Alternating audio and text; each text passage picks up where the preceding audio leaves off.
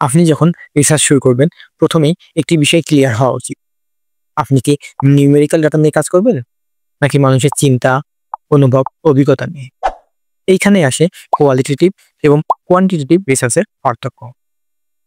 Quantitative research মানে এমন research যেখানে আপনি সংখ্যা বা নিউমেরিক্যাল ডাটা নিয়ে কাজ করেন, যেটা আপনি পরিমাপ করতে পারেন, গুনতে পারেন এবং পরিসংখ্যান দিয়ে অ্যানালাইজ করতে পারেন।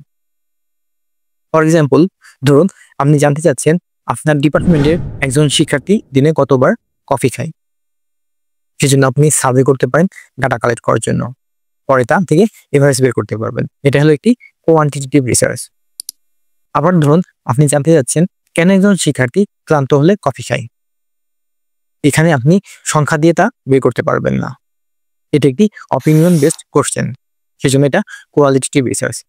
এখানে আপনি ইন্টারভিউ নিতে পারেন, অবজারভেশন করতে পারেন, পরে সেই কনভারসেশন থেকে একটি প্যাটার্ন বের করতে পারেন। একটি টপিক নিয়েই দুই ধরনের রিসার্চ করাই সম্ভব। মনে করুন আপনি ক্যান্সারে আক্রান্ত পেশেন্টদের নিয়ে কাজ করতেছেন। আপনি যদি জানতে চান কোন জিন বেশি এক্সপ্রেস হচ্ছে, সেটা হবে কোয়ান্টিটেটিভ রিসার্চ। আবার আপনি যদি জানতে চান ক্যান্সারে আক্রান্ত পেশেন্টরা কিভাবে তাদের লাইফস্টাইল লিড করতেছে, সেটা হবে কোয়ালিটেটিভ রিসার্চ। তাহলে দুইটা মেথডের পার্থক্য কোথায়? কোয়ান্টিটেটিভ বোঝে কতটা এবং কোয়ালিটেটিভ বোঝে কেন অথবা কিভাবে। কোয়ান্টিটেটিভ রিসার্চের ক্ষেত্রে ডাটা হয় নিউমেরিক্যাল বা সংখ্যা, এবং কোয়ালিটেটিভ রিসার্চের ক্ষেত্রে ডাটা হয় ওয়ার্ডস, ফিলিংস, এক্সপিরিয়েন্স।